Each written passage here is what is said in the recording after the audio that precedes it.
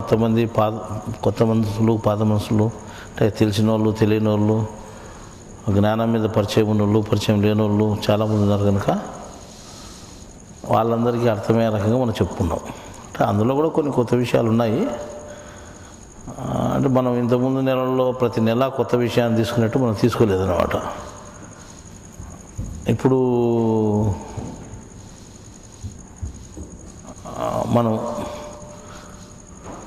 మనం ఒక కొత్త విషయాన్ని గురించి చెప్పుకుందాము.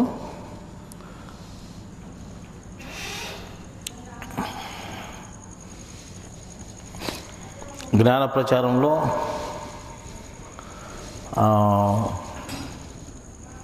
భాగంగా సృష్టికర్త కోడ్ అనేటువంటి దాన్ని మనం వివరించి చెప్పి దానికి ఒక పుస్తకం కూడా రాసుకొని ఆ పుస్తకాలు చాలామందికి ఉచితంగా పంచినాము. ఆ పుస్తకాలు తయారు చేయకముందే మనం చాలా చోట్ల ఈ పోస్టర్లు వేసి 30,000 పోస్టర్లు, దాదాపు 30,000 పోస్టర్లు అక్కడక్కడ కనిపించడం జరిగింది.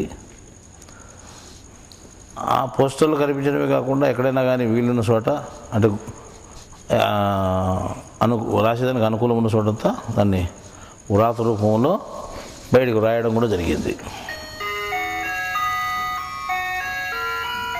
ఈ రకంగా మనం జ్ఞాన ప్రచార నిమిత్తం చేశాం. అది కూడా భగవద్గీత అని పేరు పెట్టి భగవద్గీతలో శ్లోకాల నంబర్లు ఇచ్చి ప్రత్యేకించి మనం చెప్పుకున్నాం. అదే క్రైస్తవ మతంలో ఒకే ఓ సూత్రం ఉందన్నమాట. ఇంతకుముందు వాళ్ళు ప్రకటించిన దాన్ని బట్టి మేము స్పందించి ఆ రకంగా చెప్పని వచ్చింది. వాళ్ళు ఏమని ప్రకటించినారు? మా సృష్టికర్త కోడు 666 అని చెప్పారు. అంటే దాన్ని చూస్తేనే ఇది తప్పు, బైబిల్లో కూడా ఈ మాట లేదు, ఇది అంటే మాయ కోడు, అంటే సాతాను కోడు 666 ఉంది. అందులో బైబిల్లో ఉండేది కూడా అట్లనే, యోహాను ప్రకటన గ్రంథంలో ఆ విధంగానే ఉంది. దాన్ని మనం ఈ విధంగా చెప్పుకోవడం తప్పు అని మనం చెప్తూ అక్కడ కూడా 666 అనే సంఖ్య ఇచ్చినారు, కానీ దాని వివరం ఇంతవరకు ఆ బైబిల్లో కూడా లేదు. అర్థమైందా? 666 సంఖ్యకు 666 అన్నారు. దాని వివరం అక్కడ కూడా లేదు. మనం ఏం చేసామంటే భగవద్గీతలో మాయకు సంబంధించిన, అంటే బైబిల్లో ఏదైతే రాసినారో అదే సంబంధంగా భగవద్గీతలో కూడా ఉంది. ఇది మాయకు సంబంధించిందే వాస్తవమే, కానీ ఇక్కడ వివరం ఉంది అని మరి వివరం చెప్పినాం. భగవద్గీతలో ఒక అధ్యాయంలో ఒక శ్లోకాన్ని గుర్తింపుగా చెప్పి దానికి వివరంగా మనం చెప్పడం జరిగింది.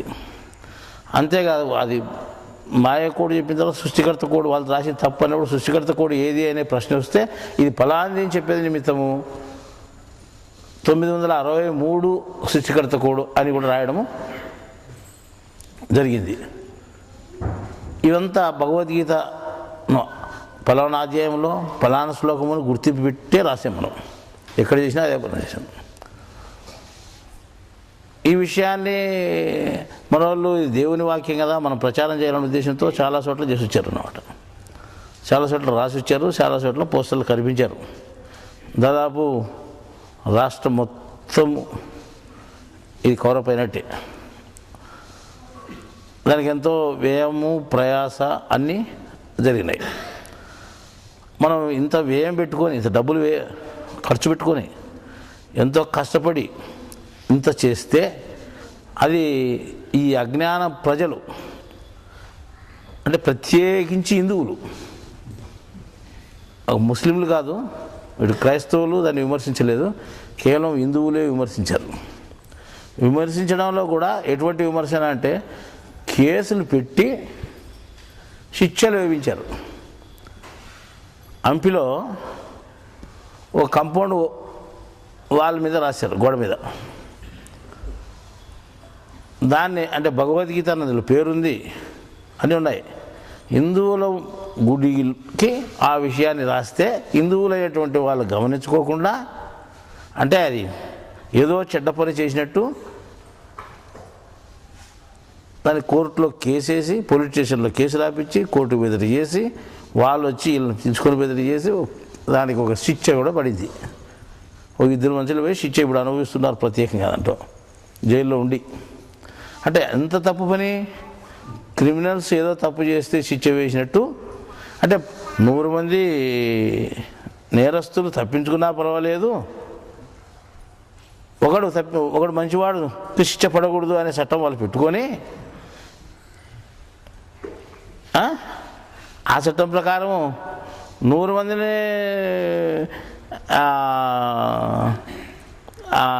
క్రిమినల్స్ వదిలిపెడుతూ ఎవడన్నా నేరం చేయనంటే వాళ్ళకి శిక్ష చేసినట్టు అంతే. ఇప్పుడు ఆ రకంగా శిక్ష చేసినారు.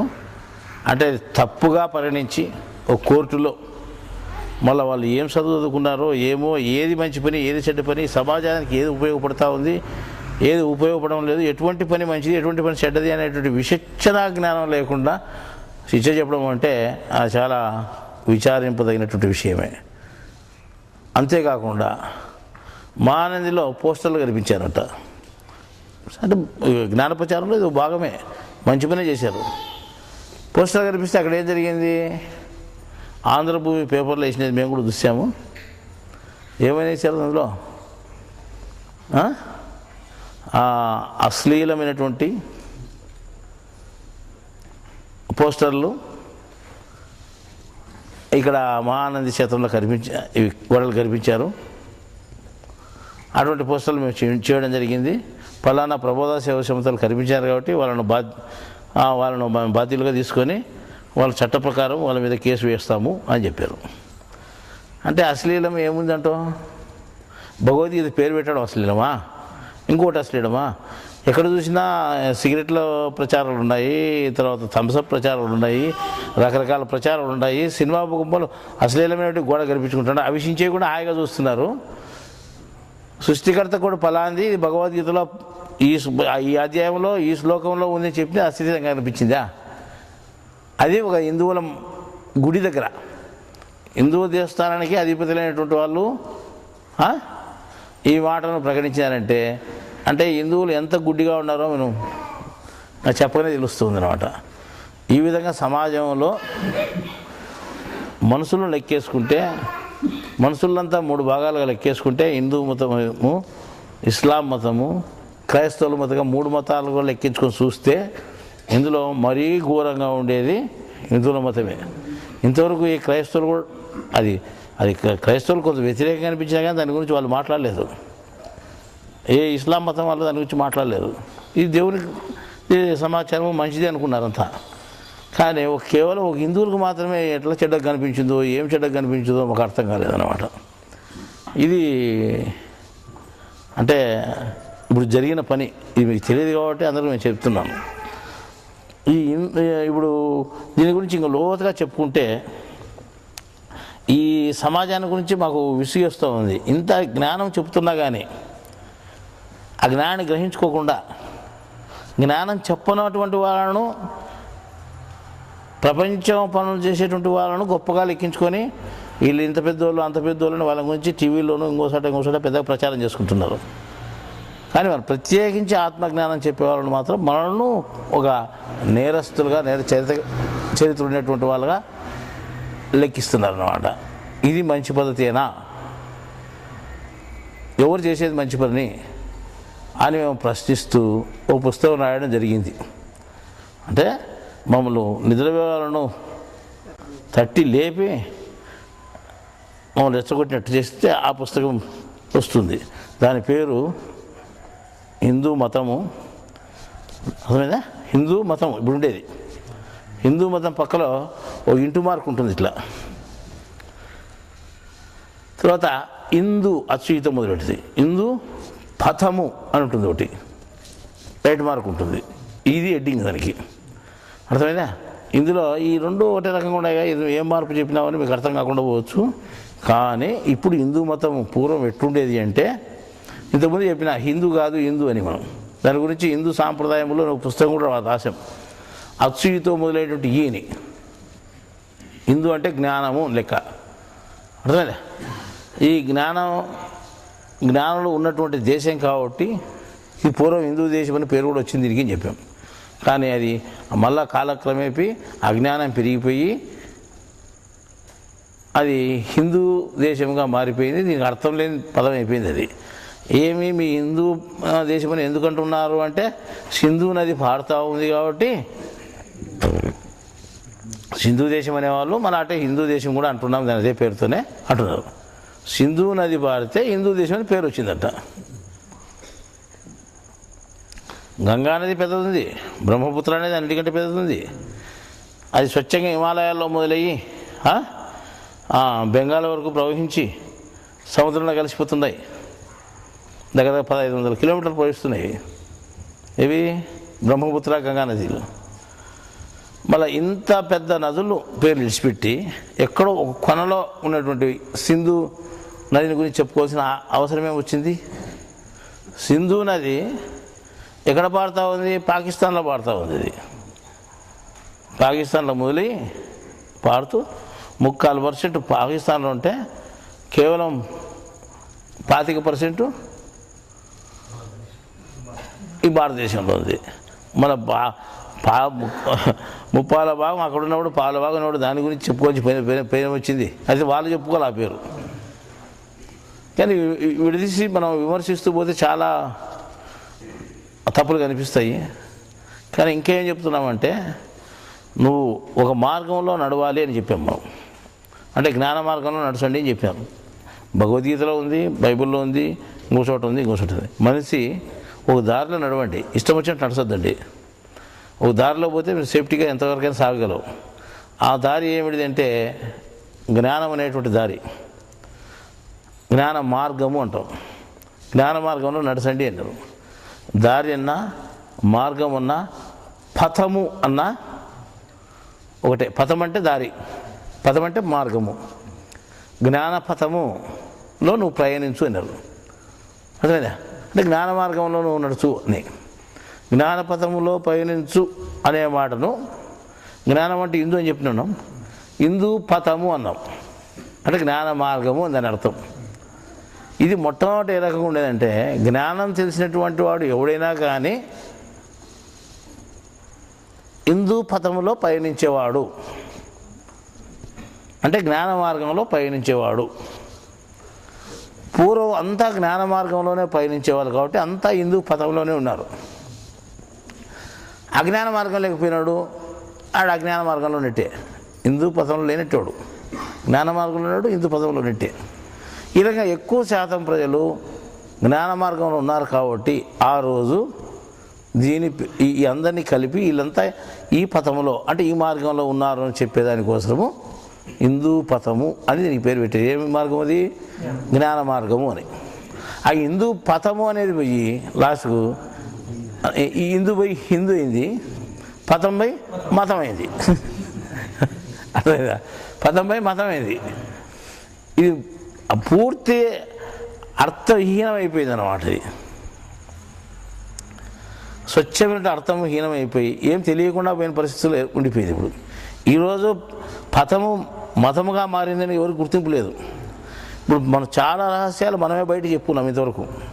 మనం ఎక్కడొచ్చినా కానీ చాలా రహస్యాలు మన పుస్తకాల ద్వారా మన బోధల ద్వారానే వచ్చాయి. అది ధైర్యంగా మనం చెప్పుకోవచ్చు. కానీ నువ్వు మార్గంలో ఉన్నావా లేదా అని చూసుకుంటే, అంటే నేను జ్ఞాన మార్గంలో ఉన్నావా లేదా అని చూసుకోవాల్సిన పరిస్థితి వస్తావు మనిషికి.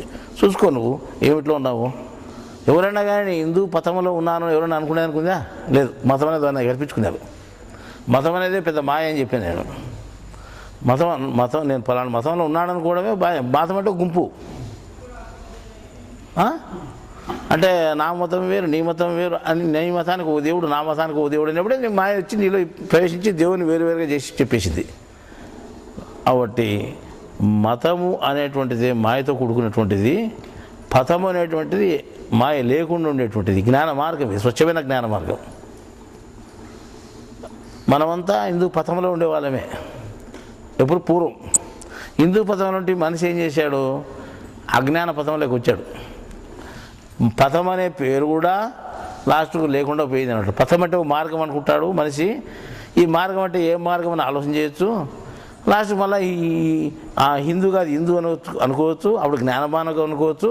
కాబట్టి మొట్టమొదటినే ఆ హిందూని తీసి హిందూగా మార్చేసి పథాన్ని తీసి మతంగా మార్చేస్తే ఈ దారి తెలియకుండా పోతాయి ఇది ఏందో అని మాయం చేసిందంటే ఈ రకంగా మార్చేసింది. ఆ రకంగా మారిపోయినాడు. ఈ రకం రోజు మనం జ్ఞానం చెప్పినా కానీ బయట అర్థం చేసుకునే పరిస్థితులు లేరు. భగవద్గీత వాక్యాలు రాస్తే శ్లోకం పేరు అధ్యాయం పేరు నంబర్ పెట్టి రాస్తే అది అశ్లీలంగా కనిపిస్తూ ఉంది, ఏదో నేరంగా కనిపిస్తూ ఉంది. ఇది హిందువులకు కనిపించే చూపట్లను చూడు. అంటే మన పరిస్థితి అంటే మనం హిందువులమే అని చెప్పుకుంటే మనం ఎంత ఘోరమైనటువంటి స్థితిలో ఉన్నామో చూడు. మన జ్ఞానాన్ని మనం గుర్తించలేని స్థితిలో ఉండి జ్ఞానాన్ని కూడా చెడ్డగా అనుకునేటువంటి స్థితిలో ఉన్నాం. జ్ఞానాన్ని చెడ్డగా అనుకుంటాంటే చెడ్డని మంచిగా అనుకుంటాడు, అజ్ఞానాన్ని మంచిగా అనుకుంటావు నువ్వు. అజ్ఞానాన్ని మంచిగా అనుకుంటా అంటే జ్ఞానం ఎట్లా కనిపిస్తుంటుంది నీకు? చెడ్డగా కనిపిస్తుంటుంది. అంటే నువ్వు ఏ మార్గంలో ఉన్నావంటే మాయ మార్గంలో ఉండిపోయిన దానివల్ల నీకు జ్ఞానపథం అనేది నీకు చెడ్డగా కనిపిస్తూ ఉంది.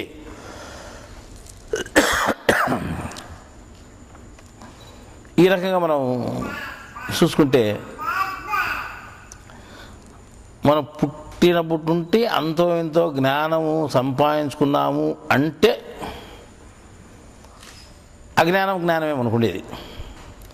ఒకవేళ జ్ఞానం లేకే జోలికే పోలేదు అంటే వాడు రేపొద్దున అటు జ్ఞానం లేకన్నా పోవచ్చు, ఇటు అజ్ఞానం లేకన్నా పోవచ్చు. వాడు ఏది కానీ నూటల్లో ఉన్నాడు వాడు. అర్థమైనా? ఈ ఫస్ట్ గేర్ కాదు, సెకండ్ గేర్ కాదు, మధ్యలో ఉన్నాడు నూటల్లో. ఒకవేళ పోతే ఇంటికైనా పోవచ్చు, ఏదంటేకి జ్ఞాన మార్గంలోకి, లేదా అజ్ఞానంలోకి కూడా పోవచ్చు. లేదు నేను జ్ఞానం లేకపోయినాను అనుకుంటున్నా అజ్ఞానంలోకి పోయినారు. ఇప్పుడు అజ్ఞానంలో ఉండి నేను జ్ఞానంలో ఉండి అనుకుంటున్నారు అంటే వాళ్ళు గేరు పడిపోయింది. ఏది మాయ గేరు. ఇంకా జ్ఞానం గేరు పడతానని నమ్మకం లేదు వాళ్ళకు. ఒకవేళ ఇది ఏమీ తెలియనివాడు అయితే ఒకవేళ పడవచ్చు, ఎప్పుడైనా ఒక రోజు జ్ఞానం గేర్లోకి పడవచ్చు. ఆ ఆశనే ఉంటుంది మనకు. అంటే ఈ పొద్దు మేము జ్ఞానంలో ముందు చెప్పుకునే వాళ్ళకంటే ఏ జ్ఞానం లేకుండా మన పనులు చేసుకుని పదలేసి పోతాడు దేవుడు దైవం ఏమనుకోకుండా వాడే ఉత్తమం. ఎందుకంటే ఒకవేళ తెలిస్తే ఏమైనా జ్ఞానంలోకి రావచ్చాడు. వీళ్ళు వచ్చేదానికి అవకాశం లేదు. నాకే బాగా తెలుసు, ఇదే నాకు తెలిసిందే జ్ఞానం అనుకుంటాడు. అది జ్ఞానం కాదు, ఆయన నాకు తెలిసిందే జ్ఞానం అనుకుంటాడు. గోడకు రాస్తే గోడకు రాయలేదు మీ ఈపులకు రాసుకొని తిరగకూడదా అంటాడు ఒక న్యాయస్థానంలో ఒక జడ్జి. అంటే జ్ఞానాన్ని గోడలకు రాస్తే ఈపుకు రాసుకొని తిరగకూడదా అన్నప్పుడు అదే గోడలు రాసినట్టు ఎన్ని లేవు దేశంలో, దండిగున్నాయి కదా. అవన్నీ ఈపులకు రాసుకొని తిరగమని ఎందుకు చెప్పకూడదు? ఈ జ్ఞానాన్ని మాత్రం ఎందుకు చెప్పాలి? లేదా నువ్వు శాసనం చేయొచ్చు, ఒక చట్టం పెట్టచ్చు, గోడకు రాయకూడదు జీపుల మీద రాసుకోండి అని. థమ్సప్ బాటలు అడ్వర్టైజ్మెంట్ ఉంది, ఇంకోటి అడ్వర్టైజ్మెంట్ ఉంది, రకరకాల అడ్వర్టైజ్మెంట్లు ఉన్నాయి గోడల మీద రాసినట్టు. రేపు పదన ఎలక్షన్ వచ్చింది అనుకో అన్నీ అవే కనిపిస్తాయి. నా పార్టీ ఒకటి, వాని పార్టీకి ఏదు, నా పార్టీ గొప్పది, అది ఇదిని అవన్నీ గోడల మీద రాసేది. మళ్ళీ ఆ మాట అప్పుడు ఏది శాశ్వతమైంది, ఏది అశాశ్వతమైంది, ఏది జ్ఞానము, ఏది అజ్ఞానము, ఏదాని మనం ఈ మాట చెప్తే సరిపోతుంది ఆలోచన చేయకుండా ఆ మాట చెప్పడం అది తెలివి ఉండే పనేనా? ఆ రకంగా మనుషులు తయారైపోయినారు. కాబట్టి వీళ్ళకంతా బుద్ధి చెప్పే విధంగా నేను కొత్త పుస్తకాన్ని రాయాల్సి పని వచ్చింది. ఆ పుస్తకం పేరే హిందూ పథము. అర్థమైందా? హిందూ పథము ఉంది. ఇదన్నమాట. అంటే మీకు ఇప్పుడు మీకు ఏమర్థమైంది అంటే కొత్త విషయం ఏమర్థమైంది అంటే మనది మతం కాదు పథము అని. మీరు రేపు పొద్దున నువ్వు ఏ మతం అంటే నాది మతం కాదు స్వామి అని చెప్పండి ఎవరికైనా కానీ. మరి ఏమిటిది ఇది అంటే మాది పథము అని చెప్పండి. ఏమిటిది? మార్గం మాది. ఏది? ఏ మార్గం? జ్ఞాన మార్గం. అదే మా మతం. నువ్వు మతం అనుకో, మేము పథం అనుకుంటాం. అర్థమైందా? మాదంతా ఏమిటిది? జ్ఞాన మార్గం. దాన్ని హిందూ పథం అంటున్నాం. అర్థమైందా? మీరు రేపొద్దున హిందూ పథం అని ఎక్కడైనా మీరు రాసుకోండి. మీ పేరు పక్కనే బ్రాకెట్లో నీ పేరు రాస్తేనే హిందూ పథము అని పెట్టుకోండి గుర్తుగా. నీకు మనకి పడితే నేను ఈ జ్ఞాన మార్గంలో ఉండాలని నీకు గుర్తు వస్తుంది.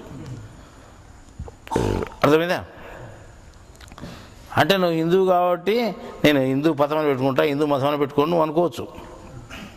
జ్ఞాన మార్గము ఎవరికైనా సంబంధించిందే, ఏ మనిషికైనా సంబంధించిందే. ఒక ముస్లిం ఉన్నాడు అనుకోండి, దేవుని విధానం కోసం కదా ప్రయత్నం చేసేది. దేవుని మీద విశ్వాసం ఉండి దేవుని మార్గంలో నువ్వు నడిచేటప్పుడు సైతాన్ మార్గంలో నడుస్తున్నప్పుడు నీదే మార్గం అవుతుంది, జ్ఞాన మార్గం అవుతుంది. కాబట్టి నీ మార్గం ఏది? హిందూ పథమే అవుతుంది. ఎవరికైనా కానీ మతం అనే పేరు పెట్టుకున్న వాళ్ళకి ఎవరికైనా కానీ ఆ మతం అనే పేరును విడగొట్టుకొని అది లేకుండా చేసుకొని పథం అనేటువంటి పేరు మీరు పెట్టుకోండి. అప్పుడు సరైన మార్గంలో ఉన్నట్టు అవుతుంది. మీరు అర్థమైందా? మేము జ్ఞాన మార్గంలో ఉన్నాము, మేము దేవుని మార్గంలో ఉన్నాము అని చెప్పుకునేదానికి హిందూ పథము అని పెట్టుకోవచ్చు. క్రైస్తవులు చెప్పుకోవచ్చు, ముస్లింలు చెప్పుకోవచ్చు, ఇప్పుడు హిందువులు కూడా చెప్పుకోవచ్చు. అంటే నువ్వు జ్ఞానం తెలుసుకుంటే, దేవుని విధానం నీకు అర్థమై ఉంటే, దేవుని విధానం అర్థం కాదు అసలు నువ్వేం చెప్పుకొని హిందూ పదం అని చెప్పుకుంటే నీకు జ్ఞానం ఉండాలి కదా. హిందుత్వం ఏదైనా ఉంటే నీ దగ్గర జ్ఞానం ఏదైనా ఉంటే నేను ఆ మార్గంలో ఉన్నానని చెప్పొచ్చు. జ్ఞానం లేని ఆ మార్గంలో ఉన్నానని చెప్పుకునే అవకాశం లేదు కదా. కాబట్టి నువ్వు జ్ఞాన మార్గంలో ఉంటే, నీ జ్ఞానం అర్థమవుతూ ఉంటే, దేవుని విధానం నీకు కొంత తెలుస్తూ ఉంటే, నేను మాయ మార్గాన్ని అసహించుకుంటూ ఇది మాయ మార్గం నీకు అర్థమవుతూ ఉంటే, కానీ నేను మాయ మార్గంలో లేను, నిజమైనటువంటి హిందూ పథంలో ఉన్నాను అని చెప్పుకోండి మీరు బయట. అర్థమైందా? ఇది హిందూ పథం యొక్క వివరం. అదే చెప్తూ నేను దాని గురించి ఒక పుస్తకం రాస్తూ అంటే నేను పూర్తి కాలేదు కానీ ఈ పుస్తకము ఒక పారాగ్రాఫ్ దీని గురించి చెప్పని వచ్చింది చెప్తున్నాను. మేము ఇప్పుడు ఇదంతా చెప్పినాం కదా, పథము మతము అని. ఇంతవరకు రాసిన మేము అందరూ అనుకున్నట్లు హిందూ మతంకు సంబంధించిన వారమే. మీరు అనుకున్నట్టు నేను కూడా మీ మాదిరి హిందూ మతానికి సంబంధించిన అనుకుంటూ ఉంటారు. కానీ పైకి మేము హిందూ మతంలో ఉన్నప్పటికీ లోపలికి హిందూ పథంలో ఉన్నవారమే. కానీ మీ మాదిరి మేము హిందూ మతంలో లేము, హిందూ పథంలో ఉన్నాము. అర్థమైందా? మాకు తెలిసినట్లు మాది హిందూ పథమే, అయినా మీకు తెలిసినట్లు మాది హిందూ మతమే. మాకు తెలిసినట్లు మాది హిందూ పథమే, మీకేం తెలిసినది హిందూ మతం. ఎవరేమనుకున్నా మాకు మతము ముఖ్యము కాదు, పథమే ముఖ్యమైనది. ఎవరేమనుకున్నారనుకోండి, మాకు మతం ముఖ్యమైనది కాదు. మేము మతాన్ని గురించి మాట్లాడలేదు, పథాన్ని గురించి మాట్లాడతాం, జ్ఞాన మార్గాన్ని గురించి మాట్లాడతాం, ఏ మతాన్ని గురించి మాట్లాడడం. ఇదే కాదు, ఏ పుస్తకాలైనా మీరు రాసిన పుస్తకాలు ఏమైనా చూసుకోండి, ఇదంటే ఒక మతాన్ని గురించి ఎక్కడ ఉండదు. మేము జ్ఞాన మార్గాన్ని గురించి చెప్పినటువంటి విషయం ఉంటుంది. ఎవరేమనుకున్నా మాకు మతము ముఖ్యము కాదు, పథమే ముఖ్యమైనది. అందువలన ఏ మతంలోని జ్ఞానమైనా ఒప్పుకుంటాం. మాకు జ్ఞానం కదా ముఖ్యమైనది. కాబట్టి ఏ మత పుస్తకంలో ఉండేటువంటి జ్ఞానాన్ని అయినా మేము ఒప్పుకుంటాం. అర్థమైందా? కానీ ఏ మతంలోనైనా అజ్ఞానమును ఒప్పుకోం. ఏ మతంలో కానీ అజ్ఞానం ఉంటే మాత్రం దాన్ని ఒప్పుకోం. అది అజ్ఞానం కదా, జ్ఞానపథం కాదు. ఏ మతంలో అయినా జ్ఞానం ఉంటే అది జ్ఞానపథం అవుతుంది, దాన్ని ఒప్పుకుంటాం. మాకు పలానా మతం అని ఏం లేదు. ఇప్పుడు అర్థమైంది మీకు మతం అంటే అది ఎందుకు ఒప్పుకోవాలి? జ్ఞానం ఉంటే ఒప్పుకోవాలి, అజ్ఞానం ఉంటే తీసి. ఏ మతంలో అయినా సరే దేవుడు సర్వమానవులకు సంబంధించిన వాడే. అట్లే దేవుని జ్ఞానం అందరికీ సంబంధించినది. దేవుని జ్ఞానం అందరి మనసులకు సంబంధించిన వాడు. దేవుని జ్ఞానం కూడా అటువంటిదే. అందరికీ సంబంధించిన జ్ఞానము ఏ మతంలో ఉన్నా అది నీకు నాకు కూడా సంబంధించిందే. మనకు సంబంధించిన జ్ఞానం ఎక్కడున్నా కానీ అది నీకు సంబంధించిందే, నాకు సంబంధించింది. ఇస్లాం మతంలో ఉందనుకో జ్ఞానం, అది నీకు నాకు అందరికి సంబంధించిందే. అదే క్రైస్తవ మతంలో ఉందనుకో నీకు నాకు సంబంధించింది. అది క్రైస్తవ మతాన్ని ఉపయోగించుకొని పక్కన పెట్టద్దు, ఇది ముస్లిం మతం అని పక్కన పెట్టద్దు. జ్ఞానం ఎక్కడున్నా కానీ, దేవుడు ఎక్కడున్నా కానీ అందరికీ దేవుడు సంబంధించిన వాడే. జ్ఞానం అందరికీ సంబంధించిందే. కాబట్టి ఏ మతంలో ఉన్నా జ్ఞానాన్ని స్వీకరించు, అజ్ఞానాన్ని మాత్రం వద్దు. అర్థమైందా? అందువలన ఏ జ్ఞానమైనా కానీ నీకు నాకు అందరికి సంబంధించిందే. అందువలన దైవ జ్ఞానమును ఏ మతం నుండైనా గ్రహించవచ్చును.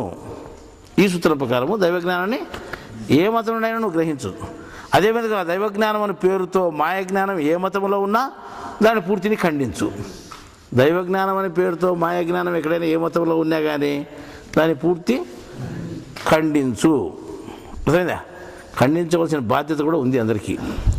ఈ సూత్రం ప్రకారము దైవ జ్ఞానం ఇటు హిందూ మతంలో ఉండినా అటు క్రైస్తవ మతంలో ఉండినా నేను దానిని మనస్ఫూర్తిగా స్వీకరిస్తాను. ఎక్కడున్నా కానీ అర్థమైందా? తప్పక ప్రశంసిస్తాను, నాకు గొప్పగా చెప్పుకుంటాను.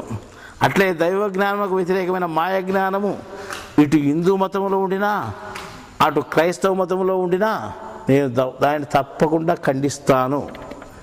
ఇది నా నైజము. అర్థమైందా? ఏ మతంలో ఉన్నా కానీ తప్పనిసరిగా దాన్ని ఖండిస్తాను. ఇది మా నైజము అన్నారు. అర్థమైందా? ఇప్పుడు మతము అనేది బాగా అర్థమైపోయింది కదా. అంటే పథం అనేది ముఖ్యం కానీ మతం ముఖ్యం కాదని అర్థమైంది కదా మీకు. అంటే మీకు కొత్త విధానం తెలిసినట్టు. ఇప్పుడు నువ్వు యా మతంలో ఉన్నావు? యా మతం నీది? నాది మతం కాదని చెప్పు. నీది ఏ మతము? నాది మతం కాదు, నాది పథము, నాది జ్ఞాన పథము, నాది జ్ఞాన పథము, కాబట్టి హిందూ పథము నాదే చెప్పు ధైర్యంగా. అర్థమైందా? చెప్పుడు విధానం కూడా తెలిసింది కదా. ఇప్పుడు ఇక్కడ ఏం చెప్పినాము? అజ్ఞానంతో కూడినటువంటి జ్ఞానం, మాయతో కూడినటువంటి జ్ఞానం ఎక్కడున్నా కానీ దాన్ని నేను ఖండిస్తాను. ఏ మతంలో ఉన్నా అసలైన జ్ఞానం, దేవునికి సంబంధించిన జ్ఞానం అయితే దాన్ని ప్రశంసిస్తాను అని చెప్పినాం కదా. ఇది మా నైజము అని కూడా చెప్పాము. ఇప్పుడు కొత్త పదం ఏమొచ్చింది ఇక్కడ? నైజము అని వచ్చింది. ఇది మా నైజముని అంటే ఏమో అర్థం? నైజం అంటే అర్థమైంది మీకు? అర్థమైందంటే ఓపికలాట, లేదంటే ఓపికలాట. ఊరిని తలకాయలు ఇచ్చే బాగుంటుంది అనుకుంటారు. సహజంగా ఉండేదని అంతే కదా. అంటే మా సహజంగా ఉండేది ఏదైనా మేము ఖండిస్తాం, అది మా పద్ధతి అంతే కదా. అంతేనా కాదా? అది సగాభగం చెప్తే ఎట్లా? అన్నిటికీ మూవ్ అంటే స్వామి మా స్వభావం అని ఉన్నది ఉన్నట్టు చెప్పడం అని ఇన్ని వివరాలు చెప్పుకోవచ్చుదని అర్థమైందా? ఉన్నది ఉన్నట్టు చెప్పడము, మా ఉన్నది ఉన్నట్టు చెప్పడం.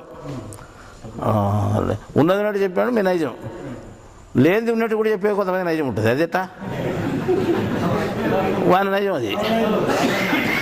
ఉన్నది ఉన్నట్టు చెప్పేది నైజం అయితే లేనిది ఉన్నట్టు చెప్పాడు వాని ఏమనాలి? అది కూడా నైజమే. ఇప్పుడు మళ్ళీ అది సరిపోదే, సరిపోదు. లేనిది ఉన్నట్టు చెప్పేవాడు ఉన్నాడు, వాని నైజం అది. నీ నైజం ఇది, వాని నైజం అది. వాని పద్ధతి అది, నీ పద్ధతి అది. వాని సహజత్వం అది, ఈ సహజత్వం ఇది. ఇప్పుడు మనం అడిగేదానికి నైజం అనేదానికి ఈ పదం సరిపోతుందా? సరిపోదు. సరిపోకపోతే ఇంకేముంది దాంట్లో? ఇప్పుడు మనం చెప్పుకున్నాం కదా దీంట్లో ఏముంది అని. ఏమంటే అర్థమవుతుందా నీకు? అర్థమవుతుందా? అర్థం కాదా? వాయమ్మ ఆయమ్మ దయ్యం మామూలు మంచి కాదు. మామూలుగా నై అంటే ఏమంటాం? లేదని అర్థంలోకి వచ్చినారే. సంస్కృతంలో కూడా నై అంటే లేదని, నా అనే లేదని, నా అన్నా నై అన్నా లేదని అర్థం. ఏదంటే సంస్కృతంలో కూడా. మనం హిందీలో కూడా నై అంటే లేదని, తుర్కంలో కూడా నై అంటే లేదనే. జాము అంటే పుట్టినటువంటిది అదే కదా. నైజము అసలు పుట్టలే, అది పుట్టలేదు. పుట్టంది ఒకటి ఉంది. అంటే మామూలుగా జము అంటే పుట్టినది, నైజము అంటే ఏమి? పుట్టుకోకుండా ఉండేది, పుట్టుకోకుండా మామూలుగా ఉంటుంది అది. అర్థమైందా? నీతో పాటు నువ్వు ఉన్నావు అంటే నీ పద్ధతి ఏదో పుట్టలే, అది సహజంగా ఉండేది అన్నమాట. అర్థమైందా? నువ్వు సహజంగానే పేరు కూడా దానికి వర్తించదు, నైజంగానే వర్తిస్తుంది. పుట్టుకోకుండా ఉండేది అది, మధ్యలో పుట్టించింది కాదు. నువ్వు నేర్పిస్తుంటే నేర్చుకునేది కాదు, అది నువ్వు నేర్చుకొని దాన్ని చెప్పేది కాదు. ఎవరో చెప్పింటే ఇది అజ్ఞానాన్ని ఖండించు, జ్ఞానాన్ని ప్రశంసించు అని నేర్చుకుంటే అది వేరే అవుతుంది. నువ్వు నేర్చుకుంది అవుతుంది, మధ్యలో పుట్టింది అవుతుంది నీకు. అది అర్థమైందా? నువ్వు పని చేస్తున్నావు, డాక్టర్ పని చేస్తున్నాడు. డాక్టర్ పని 20 సంవత్సరాల తర్వాత 25 సంవత్సరాల తర్వాత పుట్టి పెరిగిన తర్వాత నేర్చుకున్నాడు కాబట్టి ఆ దాన్ని నువ్వు చేస్తున్నావు. అది ఏమిటిది అంటే అది నీ నైజం కాదు, అది పుట్టింది. అట్లాగే నేను ఎలక్ట్రీషియన్ పని చేస్తున్నావు, అది నీ నైజం కాదు, అది మధ్యలో వచ్చి పుట్టింది. అట్లా నేను మగ్గం నేస్తున్నాడు, మధ్యలో పిల్లలు ఉన్నట్టు మాకు 10-12 సంవత్సరాలు ఉంటే మగ్గం నేసే పని నేర్చుకునేవనుకో, అది నీ నైజం కాదు, మధ్యలో నేర్చుకుండేది ఇది. అట్లా మధ్యలో నేర్చుకునేటువంటి నైజాలు కాదు. నువ్వు ఏమాత్రం నేర్చుకోకుండా వచ్చేటట్టు నీకు అది నైజము. అది పుట్టుకోకుండా వచ్చినది అనమాట. పుట్టినదిగా నై జము నై నైజము. ఇది పుట్టుకోకుండా ఉండేదన్నమాట. ఇది నేను మధ్యలో నేర్చుకునేది కాదు, నేర్చుకోకుండా నా దగ్గర ఉంది. ఏమిటిది? ఏదైనా అజ్ఞానాన్ని ఖండించేది. ఇప్పుడు అర్థమైందా? జ్ఞానాన్ని ప్రశంసించేది ఎప్పుడు ఉంటుంది? పుట్టక ముందు నుంచి ఉంది. పుట్టినాక నేర్చుకునేది కాదు. మీరు పుట్టినాక నేర్చుకునే ఇది జ్ఞానం కదా, ఇది గొప్పది అనుకొని మీరు నేర్చుకొని చెప్తాను మీరు. నేను పుట్టిన తర్వాత జ్ఞానం, ఇది పలాది జ్ఞానము, ఇది పలాది అజ్ఞానము అని ఇప్పుడు తెలుసుకొని మీరు జ్ఞానం అయితే ప్రశంసిస్తారు, అజ్ఞానం అయితే వద్దనుకుంటారు. దాన్ని ఏమంటాము? మధ్యలో వచ్చినది పుట్టినది. కానీ పుట్టుకోకుండా వచ్చినది నైజం అంటాం దాన్ని. ఇప్పుడు మాకు పుట్టలే, మేము నేర్చుకోలే. ఏమిటిది? జ్ఞానం మంచిది, అజ్ఞానం చెడ్డదని మేము నేర్చుకోలే. అది మామూలుగా ఉంది మొదటి. ఎప్పుడు పుట్టక ముందు నుంచి. అది మధ్యలో పుట్టేది కాదు, అది పుట్టక ముందు. ఇది మా నైజము అంటే ఎక్కడ దొరికి అర్థం చూడు ఎంత ఉందో. చాలా లోతుగా ఉంటుంది అన్నమాట. అంటే ఇప్పుడు కాదు, 10 ఏళ్ళ నుంచి కాదు, 20 ఏళ్ళ నుంచి కాదు, 50 ఏళ్ళ నుంచి కాదు. నేను పుట్టినది 59 ఏళ్ళు అనుకో, 59 ఏళ్ళ నుంచి కూడా కాదు. అంతకుముందు నుంచి ఉండేది. ఇది మొదటి నుంచి ఉండేది, ఆది నుంచి ఉండేది. ఎక్కడి నుంచి? ముందంటే ఆది నుంచి ఉండేది. ఏమిటిది? నైజం. అటు పుట్టుకోకుండా ఉండేది. అది పుట్టినటువంటి నైజం కాదు స్వామి. పుట్టిండేదంతా సహజం. అది సహజం. పుట్టిండే సహజం అవుతుంది. నీతో పాటు పుట్టింది సహజము అంటాము. అంటే సమానంగా పుట్టేదిని. నీతో పుట్టుకోకుండా ఉంటుంది చూడు, పుట్టుకోకుండా ఉంటుంది చూడు, అది ఏదో అది నైజం. జమునై అని నై అని ముందు కలిపినా వెనక కలిపినా నై అనేది లేదు అని అర్థం. ఆ రకంగా నైజము అంటే పుట్టిన తర్వాత నేర్చుకునేది కాదు. ఏమిటిది? అజ్ఞానాన్ని ఖండించేది, జ్ఞానాన్ని ప్రశంసించేది. ఇది పుట్టిన తర్వాత నేర్చుకునేది కాదు. ఎవరికి? మా నైజం. ఇది మా నైజం. మీ నైజం ఏమిటిదో మళ్ళా పుట్టిన తర్వాత తీయగుట్టి నాక్కుంటాం, చేదుగొట్టి తువ్వని ముద్దాం. ఇది మన మీ ఈ రకంగా ఉంటాయన్నమాట. అంటే నైజం అనే దానికి ఇంత అర్థం చూడు. అంటే అక్కడ మాట వాడుతూ ఇక్కడ ఏం చెప్పినామంటే, ఈ అజ్ఞానాన్ని తీసుకోము, జ్ఞానాన్ని మాత్రం మేము తీసుకుంటాము, అజ్ఞానాన్ని ఖండిస్తాము, జ్ఞానాన్ని మేము ప్రశంసిస్తాము అని చెప్పుకుంటున్నాం కదా. ఇది ఏమిటిది అంటే మాకు పుట్టక పూర్వం నుంచి ఉంది, పుట్టిన తర్వాత ఉండేది కాదు. ఇది మా నైజము. దీన్ని ఎవడు మార్చలేడు. పుట్టిన తర్వాత వచ్చిన దాన్ని ఎవడైనా మార్చచ్చు. పుట్టిన తర్వాత 10 ఏళ్ళకు బీడి దాగా నేర్చుకునేవనుకో, వాడు వాతలు పెట్టి మానిపించవచ్చు నీకు. లేదా పో పెట్టుకోకుండా 4 రోజులు ఫస్ట్ పెట్టి వాడిని మానిపించవచ్చు. లేదా ఒక 3 నెలలు జైలు ఇచ్చే, ఈ రామాయణం అయితే ఎందుకులే జైల్లో బారెక్తానని ఈ బీడీలు తాగితే, బీడీలు తాక్కోకుండా ఎట్లా ఒకటి మానుకోవచ్చు. లేకపోతే ఇంకా బీడీ నోట్లో పెట్టుకునే బీడీలకి అంతా బాగా చేదుకోండి కూసి పెడితే ఎప్పుడు పెట్టుకునే చేదు కనిపిస్తే వదిలేని వాడు బారెక్కొచ్చు. అంతే కదా. పిల్లలకు పాలు మానిపించినప్పుడు ఏం చేస్తాం మనం? 50 పెట్టి ఏమో చేసి నోరు చేదుగా తిరిగి చేసి వాడు వద్దనుకుంటే తిరిగి చేసి పెడతాం. దాన్ని మానిపించాం. పుట్టిన తర్వాత నేర్చుకోండేది అది. పుట్టిన తర్వాత పాదాగా నేర్చుకున్నాడు. వాళ్ళు మానిపోయాలంటే ఏం చేస్తాం? మనకి ఇంకా వద్దులేని తరగతి చేసి మనకి విరుద్ధంగా కనిపించేటట్టు చేసి వాడిని మానిపిస్తాం. దాన్ని మానిపించవచ్చు. ఏదాన్ని పుట్టిన తర్వాత ఉండేదాన్ని ఏదైనా మానిపించవచ్చు, ఏ పనైనా మానిపించవచ్చు. కానీ పుట్టక ముందు నుంచి నీతో పాటు ఉంది చూడు, దాన్ని ఎవరు మానిపించలేరు. ఇప్పుడు జ్ఞానాన్ని ప్రశంసించేది, అజ్ఞానాన్ని వద్దనుకోవడము, తక్కువ చేసి మాట్లాడము, జ్ఞానాన్ని ఎక్కువ చేసి మాట్లాడము, ఇది మా నైజం. దీన్ని ఎవరైనా మానిపించగలరా? ఎవరు మానిపించలేరు. జైల్లోకేసి ఇచ్చేసినా మానిపించలేరు. ఒకవేళ 20 రోజులు జైలు శిక్ష చెప్తే 20 రోజులు ఏం పెద్ద పని, 20 ఏళ్ళలోనే ఉంటామంటారు. ఎందుకంటే పుట్టిండేది కాదు నువ్వు మానిపించేదానికి. నైజం ఏదైతే ఉందో దాన్ని పెద్దగా లెక్కించాలన్నమాట. అంటే దాన్ని మానుకునేదానికి మానిపించడానికి ఎవరు చేత కాదు, ఏ చట్టం పనికిరాదు. అర్థమైందా? చట్టాన్ని గురించి చెప్పి దాని శిక్షలు వేసే వాడిలో కూడా నైజం ఉంటే వాడి నైజాన్ని వాడు కూడా తీసేసుకోలేడు, వారికి కూడా సంబంధం లేదు. ఈ రకంగా నైజం ఏదైతే ఉందో, ఎవరి నైజం ఏదైతే ఉందో, ఎవరి నైజాన్ని ఎవడు మానిపించలేడు. పుట్టిన తర్వాత నేర్చుకో, సహజంగా పుట్టింటడు, సహజంగా వచ్చినది అది ఏదన్నా ఉంది, దాన్ని మనం ఏమంటాం? మానిపించవచ్చు. కానీ నైజాన్ని ఎవరు మానిపించలేరు. అర్థమైందా?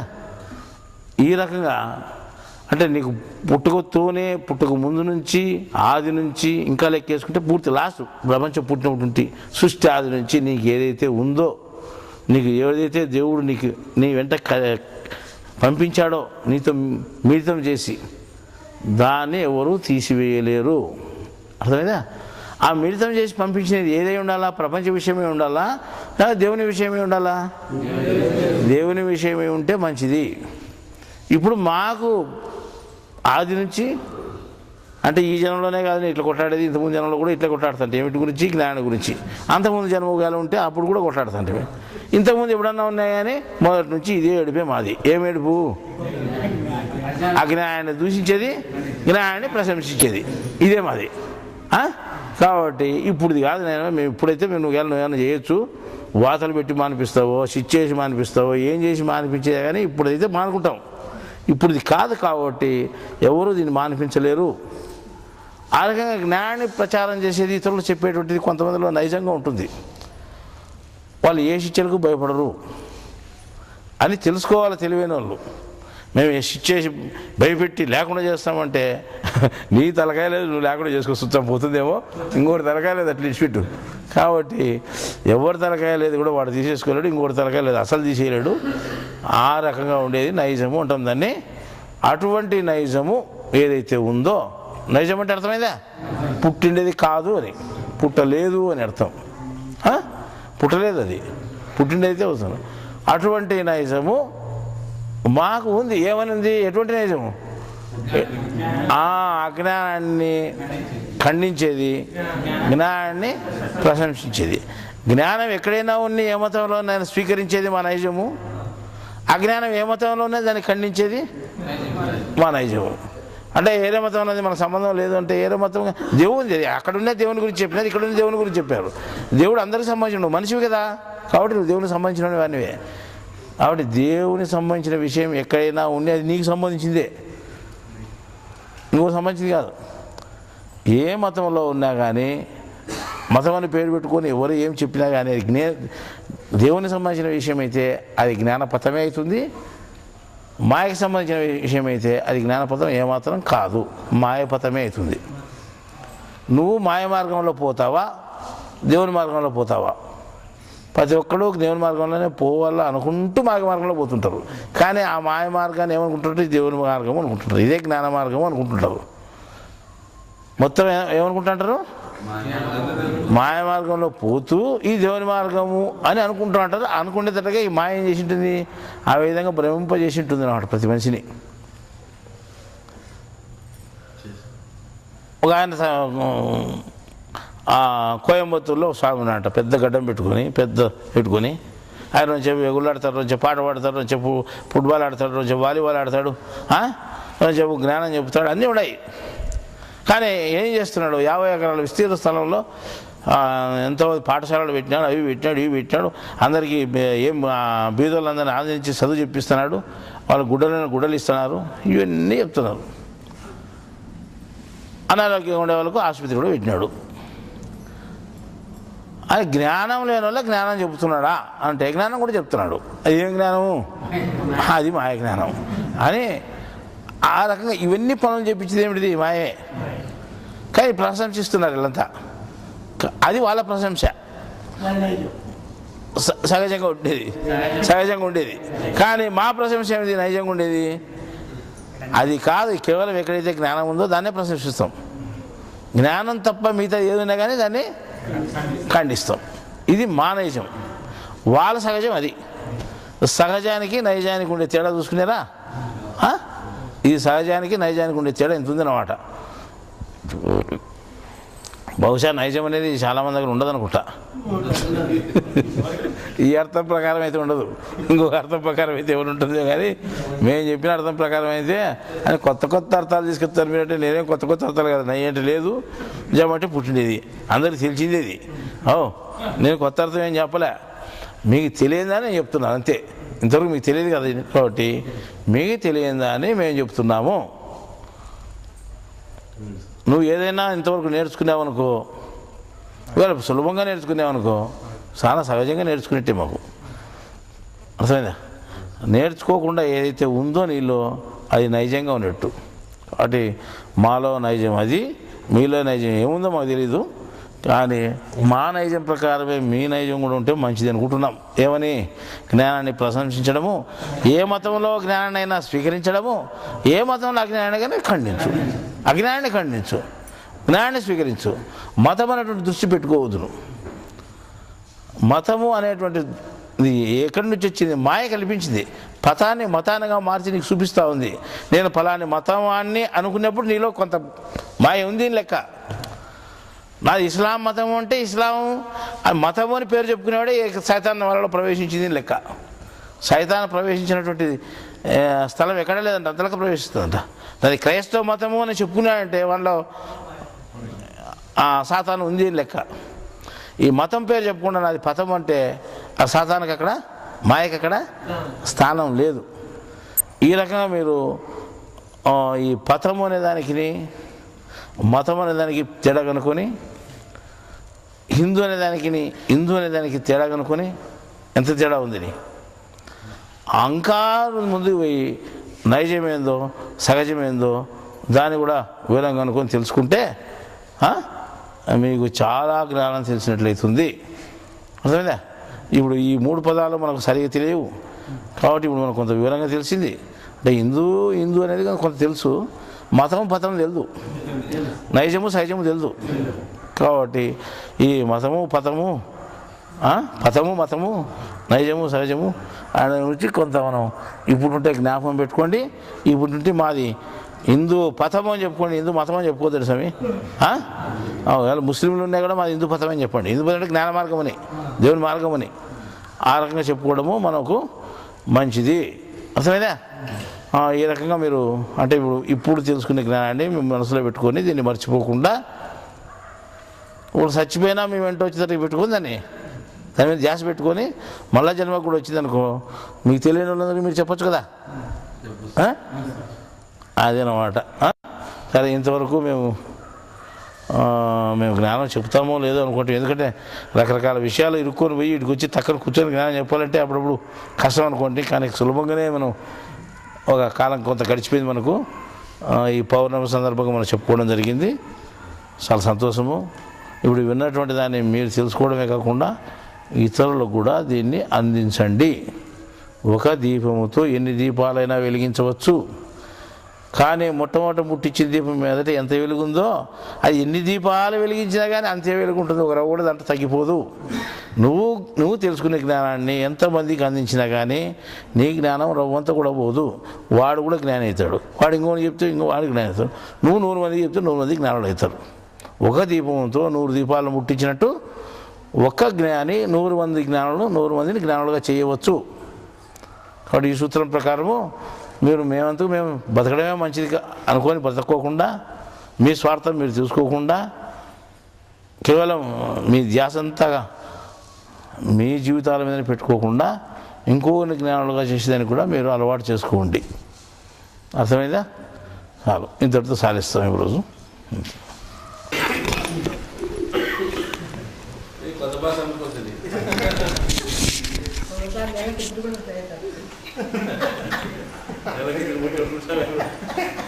అంటే మాసపుత్రుడు అన్నమాట, జ్ఞానపుత్రుడు. అర్థమైనా? జ్ఞానంతో రాసేటివి ఒక కొడుకు పుట్టింటే మాకు పుస్తకం పుడితే సృష్టికర్త కొడుకు పుట్టింది కదా, మాకు మా లిస్టులో కొడుకు పుట్టింటారు. అర్థమైందా? ఇప్పుడు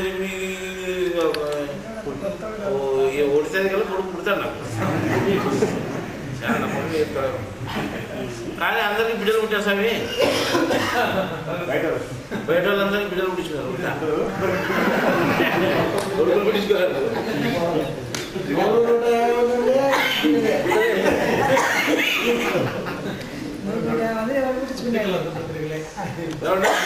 బుక్కులు రాసిన ఉన్నారు, దాంట్లో బిడ్డలు ఉండేది.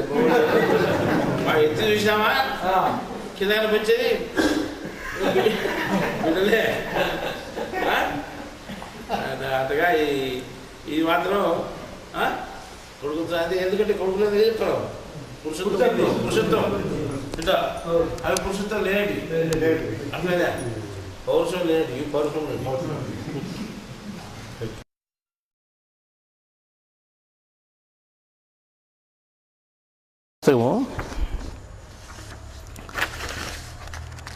ఒక పారాగ్రాఫ్ చెప్పని వచ్చింది, చెప్తున్నాను.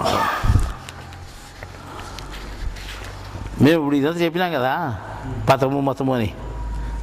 ఇంతవరకు రాసిన మేము అందరూ అనుకున్నట్లు హిందూ మతంలో సంబంధించిన వారమే.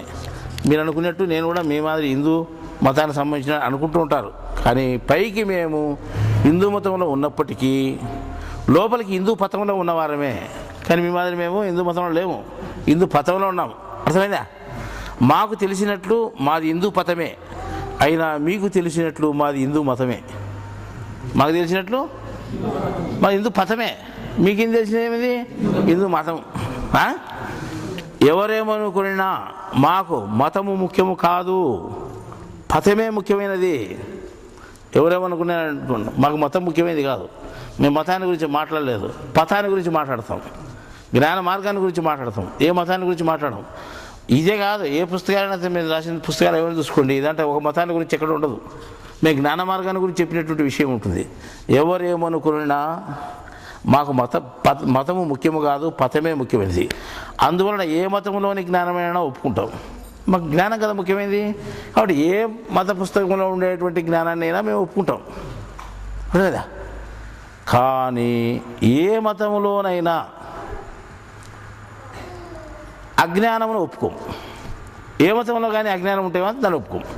అది అజ్ఞానం కదా, జ్ఞానపథం కాదు. ఏ మతంలో అయినా జ్ఞానం ఉంటే అది జ్ఞానపథం అవుతుంది, దాన్ని ఒప్పుకుంటాం. మాకు పలానా మతం అని ఏం లేదు. ఇప్పుడు అర్థమైంది మీకు మతం అంటే అది ఎందుకు ఒప్పుకోవాలి? జ్ఞానం ఉంటే ఒప్పుకోవాలి, అజ్ఞానం ఉంటే తీసి. ఏ మతంలో అయినా సరే దేవుడు సర్వమానవులకు సంబంధించిన వాడే. అట్లే దేవుని జ్ఞానం అందరికీ సంబంధించినది. దేవుని జ్ఞానం అందరి మనుషులకు సంబంధించినవాడు. దేవుని జ్ఞానం కూడా అటువంటిదే. అందరికీ సంబంధించిన జ్ఞానము ఏ మతంలో ఉన్నా అది నీకు నాకు కూడా సంబంధించిందే. మనందరికి సంబంధించిన జ్ఞానం ఎక్కడున్నా కానీ అది నీకు సంబంధించిందే, నాకు సంబంధించింది. ఇస్లాం మతంలో ఉందనుకో జ్ఞానం, అది నీకు నాకు అందరికి సంబంధించిందే. అదే క్రైస్తవ మతంలో ఉందనుకో నీకు నాకు సంబంధించింది. అది క్రైస్తవ మతాన్ని ఉపయోగించుకొని పక్కన పెట్టద్దు, ఇది ముస్లిం మతం అని పక్కన పెట్టద్దు. జ్ఞానం ఎక్కడున్నా కానీ దేవుడు ఎక్కడున్నా కానీ అందరికీ దేవుడు సంబంధించినవాడే, జ్ఞానం అందరికీ సంబంధించిందే. కాబట్టి ఏ మతంలో ఉన్నా జ్ఞానాన్ని స్వీకరించు, అజ్ఞానాన్ని మాత్రం వద్దు. అర్థమైందా? అందువలన ఏ జ్ఞానమైనా కానీ నీకు నాకు అందరికి సంబంధించిందే. అందువలన దైవ జ్ఞానమును ఏ మతం నుండైనా గ్రహించవచ్చును. ఈ సూత్రం ప్రకారము దైవ జ్ఞానాన్ని ఏ మతం నుండైనా నువ్వు గ్రహించు. అదేవిధంగా దైవ జ్ఞానం అనే పేరుతో మాయ జ్ఞానం ఏ మతంలో ఉన్నా దాని పూర్తిని ఖండించు. దైవ జ్ఞానం అనే పేరుతో మాయ జ్ఞానం ఎక్కడైనా ఏ మతంలో ఉన్నా కానీ దాని పూర్తి ఖండించు. అర్థమైందా? ఖండించవలసిన బాధ్యత కూడా ఉంది అందరికీ. ఈ సూత్రం ప్రకారము దైవ జ్ఞానం ఇటు హిందూ మతంలో ఉండినా అటు క్రైస్తవ మతంలో ఉండినా నేను దానిని మనస్ఫూర్తిగా స్వీకరిస్తాను, ఎక్కడున్నా కానీ. అర్థమైందా? తప్పక ప్రశంసిస్తాను, నాకు గొప్పగా చెప్పుకుంటాను. అట్లే దైవ జ్ఞానముకు వ్యతిరేకమైన మాయ జ్ఞానము ఇటు హిందూ మతంలో ఉండినా అటు క్రైస్తవ మతంలో ఉండినా నేను దాన్ని తప్పకుండా ఖండిస్తాను. ఇది నా నైజము. అర్థమైందా? ఏ మతంలో ఉన్నా కానీ తప్పనిసరిగా దాన్ని ఖండిస్తాను, ఇది మా నైజము. అర్థమైందా? ఇప్పుడు మతము అనేది బాగా అర్థమైపోయింది కదా. అంటే పథం అనేది ముఖ్యం కానీ మతం ముఖ్యం కాదని అర్థమైంది కదా మీకు. అంటే మీకు కొత్త విధానం తెలిసినట్టు. ఇప్పుడు నువ్వు యా మతంలోనే యా మతం నీది? నాది మతం కాదని చెప్పు. నీది ఏ మతము? నాది మతం కాదు, నాది పథము, నాది జ్ఞాన పథము, నాది జ్ఞాన పథము, కాబట్టి హిందూ పథము నాదే చెప్పు ధైర్యంగా. అర్థమైందా? చెప్పుకునే విధానం కూడా తెలిసింది కదా. ఇప్పుడు ఇక్కడ ఏం చెప్పినాము? అజ్ఞానంతో కూడినటువంటి జ్ఞానం, మాయతో కూడినటువంటి జ్ఞానం ఎక్కడున్నా కానీ దాన్ని నేను ఖండిస్తాను. ఏ మతంలో ఉండే అసలైన జ్ఞానం దేవునికి సంబంధించిన జ్ఞానం అయితే దాన్ని ప్రశంసిస్తాను అని చెప్పినాం కదా. ఇది మా నైజము అని కూడా చెప్పాం. ఇప్పుడు కొత్త పదం ఏమొచ్చింది ఇక్కడ? నైజము అని వచ్చింది. ఇది మా నైజము అని అంటే ఏమర్థం? నైజం అంటే అర్థమైంది మీకు? అర్థమైందంటే ఓపికలాట, లేదంటే ఓపికలాట. ఊరిని తలకాయలు ఇచ్చే బాగుంటుంది అనుకుంటారు. సహజంగా ఉండేదని అంతే కదా. అంటే మాకు సహజంగా ఉండేది ఏదైనా మేము ఖండిస్తాం, అది మా పద్ధతి అంతే కదా. అంతేనా కాదా? అది సగాభోగం చెప్తే ఎట్లా? అన్నిటికీ అంటే స్వామి మా స్వభావముని ఉన్నది ఉన్నట్టు చెప్పడముని, ఇన్ని వివరాలు చెప్పుకోవచ్చుదని అర్థమైందా? ఉన్నది ఉన్నట్టు చెప్పడము, మా ఉన్నది ఉన్నట్టు చెప్పడం. ఉన్నది ఉన్నట్టు చెప్పాడు మీ నైజం, లేనిది ఉన్నట్టు కూడా చెప్పే కొంతమంది నైజం ఉంటుంది. అది ఎట్టా? వాని నైజం అది. ఉన్నది ఉన్నట్టు చెప్పేది నైజమైతే లేనిది ఉన్నట్టు చెప్పాడు వాని ఏమనాలి? అది కూడా నైజమే. మళ్ళీ అది సరిపోదే, సరిపోదు. లేనిన్నట్టు చెప్పేవాడు ఉన్నాడు, వాని నైజం అది. నీ నైజం ఇది, వాని నైజం అది. వాని పద్ధతి అది, నీ పద్ధతి అది. వాని సహజత్వం అది, ఈ సహజత్వం ఇది. ఇప్పుడు మనం అడిగేదానికి నైజం అనేదానికి ఈ పదం సరిపోతుందా? సరిపోదు. సరిపోకపోతే ఇంకేముంది దాంట్లో? ఇప్పుడు మనం చెప్పుకున్నాం కదా దీంట్లో ఏముంది అని. ఏమంటే అర్థమవుతుందా నీకు? అర్థమవుతుందా? అర్థం కాదా? వాయమ్మ ఆయమ్మ దయ్యం మామూలు మంచి కాదు. మామూలుగా నై నై అంటే ఏమంటాం? లేదు లేదని అర్థంలోకి వచ్చినారే. సంస్కృతంలో కూడా నై అంటే లేదని, నా అనే లేదని, నా అన్నే నై అనే లేదని అర్థం. ఏదంటే సంస్కృతంలో కూడా. మనం హిందీలో కూడా నై అంటే లేదు, తుర్కంలో కూడా నై అంటే లేదనే. జాము అంటే పుట్టినటువంటిది అదే కదా. నైజము అసలు పుట్టలే, అది పుట్టలేదు. పుట్టంది ఒకటి ఉంది. అంటే మామూలుగా జము అంటే పుట్టినది, నైజము అంటే ఏమి? పుట్టుకోకుండా ఉండేది, పుట్టుకోకుండా మామూలుగా ఉంటుంది అది. అర్థమైందా? నీతో పాటు నువ్వు ఉన్నావు అంటే నీ పద్ధతి ఏదో పుట్టలే, అది సహజంగా ఉండేది అన్నమాట. అర్థమైందా? నువ్వు సహజంగానే పేరు కూడా దానికి వర్తించదు, నైజంగానే వర్తిస్తుంది. పుట్టుకోకుండా ఉండేది అది, మధ్యలో పుట్టించినది కాదు. ఓ నేర్పిస్తుంటే నేర్చుకునేది కాదు, అది నువ్వు నేర్చుకొని దాన్ని చెప్పేది కాదు. ఎవరో చెప్పింటే ఇది అజ్ఞానాన్ని ఖండించు, జ్ఞానాన్ని ప్రశంసించు అని నేర్చుకుంటే అది వేరే అవుతుంది. నువ్వు నేర్చుకుంది అవుతుంది, మధ్యలో పుట్టింది అవుతుంది నీకు. అది అర్థమైందా? నువ్వు పని చేస్తున్నావు, డాక్టర్ పని చేస్తున్నాడు. డాక్టర్ పని 20 సంవత్సరాల తర్వాత 25 సంవత్సరాల తర్వాత పుట్టి పెరిగిన తర్వాత నేర్చుకున్నాడు కాబట్టి ఆ దాన్ని నువ్వు చేస్తున్నావు. అది ఏమిటిది అంటే అది నీ నైజం కాదు, అది పుట్టింది. అట్లాగే నేను ఎలక్ట్రీషియన్ పని చేస్తున్నావు, అది నీ నైజం కాదు, అది మధ్యలో వచ్చి పుట్టింది. అట్లా నేను మగ్గం నేస్తున్నాడు, మధ్యలో పిల్ల ఉన్నట్టు మాకు 10-12 సంవత్సరాలు ఉంటే మగ్గం నేసే పని నేర్చుకునేవనుకో, అది నీ నైజం కాదు, మధ్యలో నేర్చుకునేది ఇది. అట్లా మధ్యలో నేర్చుకునేటువంటి నైజాలు కాదు. నువ్వు ఏమాత్రం నేర్చుకోకుండా వచ్చేటట్టు నీకు అది నైజము, అది పుట్టుకోకుండా వచ్చినది అనమాట. పుట్టినదిగా నై జము, జము నై, నైజము. అర్థమైందా? ఇది పుట్టుకోకుండా ఉండేది అనమాట. ఇది నేను మధ్యలో నేర్చుకునేది కాదు. నేర్చుకోకుండా నా దగ్గర ఉంది ఏమిటిది? ఏదైనా అజ్ఞానాన్ని ఖండించేది. ఇప్పుడు అర్థమైందా? జ్ఞానాన్ని ప్రశంసించేది ఎప్పుడు ఉంటుంది? పుట్టక ముందు నుంచి ఉంది. పుట్టినాక నేర్చుకునేది కాదు. మీరు పుట్టినాక నేర్చుకునే ఇది జ్ఞానం కదా, ఇది గొప్పది అనుకొని మీరు నేర్చుకొని చెప్తాను. మీరు నేను పుట్టిన తర్వాత జ్ఞానం, ఇది పలాది జ్ఞానము, ఇది పలాది అజ్ఞానము అని ఇప్పుడు తెలుసుకొని మీరు జ్ఞానం అయితే ప్రశంసిస్తారు, అజ్ఞానం అయితే వద్దనుకుంటారు. దాన్ని ఏమంటాము? మధ్యలో వచ్చినది పుట్టినది, కానీ పుట్టుకోకుండా వచ్చినది నైజం అంటాం దాన్ని. ఇప్పుడు మాకు పుట్టలే, మేము నేర్చుకోలే. ఏమిటిది? జ్ఞానం మంచిది, అజ్ఞానం చెడ్డదని మేము నేర్చుకోలే. అది మామూలుగా ఉంది మొదటి ఎప్పుడుంటి పుట్టక ముందు నుంచి. అది మధ్యలో పుట్టేది కాదు, అది పుట్టక ముందు. ఇది మా నైజము అంటే ఎక్కడ దొరికి అర్థం చూడు ఎంత ఉందో, చాలా లోతుగా ఉంటుంది అన్నమాట. అంటే ఇప్పుడు కాదు, 10 ఏళ్ళ నుంచి కాదు, 20 ఏళ్ళ నుంచి కాదు, 50 ఏళ్ళ నుంచి కాదు. నేను పుట్టినది 59 ఏళ్ళు అనుకో, 59 ఏళ్ళ నుంచి కూడా కాదు, అంతకుముందు నుండి ఉండేది ఇది. మొదటి నుంచి ఉండేది, ఆది నుంచి ఉండేది. ఎక్కడి నుంచి? ముందంటే ఆది నుంచి ఉండేది. ఏమిటిది? నైజం. అటు పుట్టుకోకుండా ఉండేది అది. పుట్టినటువంటి నైజం కాదు స్వామి, పుట్టిండేదంతా సహజం. అది సహజం. పుట్టిండే సహజం అవుతుంది. నీతో పాటు పుట్టింది సహజము అంటాము, అంటే సమానంగా పుట్టేది. నీతో పుట్టుకోకుండా ఉంటుంది చూడు, పుట్టుకోకుండా ఉంటుంది చూడు, అది ఏదో అది నైజం. జమునై అని నై అని ముందు కలిపినా వెనక కలిపినా నై అనేది లేదు అని అర్థం. ఆ రకంగా నైజము అంటే పుట్టిన తర్వాత నేర్చుకునేది కాదు. ఏమిటిది? అజ్ఞానాన్ని ఖండించేది, జ్ఞానాన్ని ప్రశంసించేది. ఇది పుట్టిన తర్వాత నేర్చుకునేది కాదు. ఎవరికి? మా నైజం. ఇది మా నైజం. మీ నైజం ఏమిటిదో మళ్ళా పుట్టిన తర్వాత తీయగుంటే నాక్కుంటాం, చేదుగొట్టి తువ్వని ముద్దాం. ఇది మన మీ ఈ రకంగా ఉంటాయన్నమాట. అంటే నైజం అనే దానికి ఇంత అర్థం చూడు. అంటే అక్కడ మాట వాడుతూ ఇక్కడ ఏం చెప్పినామంటే, ఈ అజ్ఞానాన్ని తీసుకోము, జ్ఞానాన్ని మాత్రం మీరు తీసుకుంటాము, అజ్ఞానాన్ని ఖండిస్తాము, జ్ఞానాన్ని మేము ప్రశంసిస్తాము అని చెప్పుకుంటున్నాం కదా.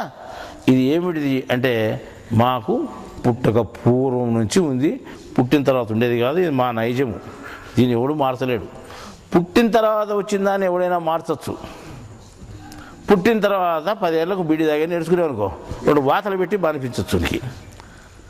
లేదా పూ పెట్టుకోకుండా 4 రోజులు ఫస్ట్ పెట్టి వాడిని మానిపించవచ్చు. లేదా ఒక 3 నెలలు జైలు ఇచ్చే ఈ రామాయణం అయితే ఎందుకులే జైల్లో బారెక్తాడని ఈ బీడీలు తాగితే బీడీ దాక్కోకుండా ఎట్లా ఒకటి మానుకోవచ్చు.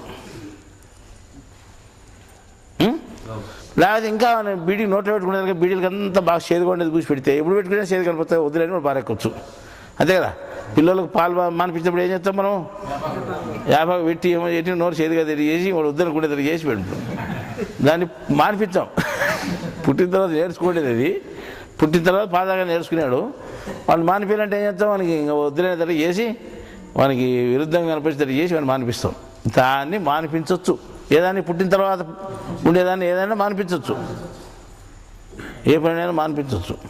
కానీ పుట్టక ముందు నుంచి నీతో పాటు ఉంది చూడు, దాన్ని ఎవరు మానిపించలేరు. ఇప్పుడు జ్ఞానాన్ని ప్రశంసించేది, అజ్ఞానాన్ని వద్దనుకోవడము, తక్కువ చేసి మాట్లాడము, జ్ఞానాన్ని ఎక్కువ చేసి మాట్లాడము, ఇది మా నైజము. దీన్ని ఎవరైనా మానిపించగలరా? ఎవరు మానిపించలేరు. జైల్లోకేసి శిక్షేసినా మానిపించలేరు. ఒకవేళ 20 రోజులు జైలు శిక్ష చెప్తే 20 రోజులు ఏం పెద్ద పని, 20 ఏళ్ళలోనే ఉంటామంటారు. ఎందుకంటే పుట్టిండేది కాదు నువ్వు మానిపించేదానికి. నైజం ఏదైతే ఉందో దాన్ని పెద్దగా లెక్కించాలన్నమాట. అంటే దాన్ని మానుకునేదానికి మానిపించేదానికి ఎవరు చేత కాదు, ఏ చట్టం పనికిరాదు. అర్థమైందా? చట్టాన్ని గురించి చెప్పి దాని శిక్షలు వేసే వాళ్ళలో కూడా నైజం ఉంటే వాడి నైజాన్ని వాడు కూడా తీసేసుకోలేడు, వారికి కూడా సంబంధం లేదు. ఈ రకంగా నైజం ఏదైతే ఉందో, ఎవరి నైజం ఏదైతే ఉందో, ఎవరి నైజాన్ని ఎవడు మానిపించలేడు. పుట్టిన తర్వాత నేర్చుకో, సహజంగా పుట్టింటాడు, సహజంగా వచ్చినది అది ఏదన్నా ఉంది, దాన్ని మనం ఏమంటాం? మానిపించవచ్చు. కానీ నైజాన్ని ఎవరు మానిపించలేరు. అర్థమైందా?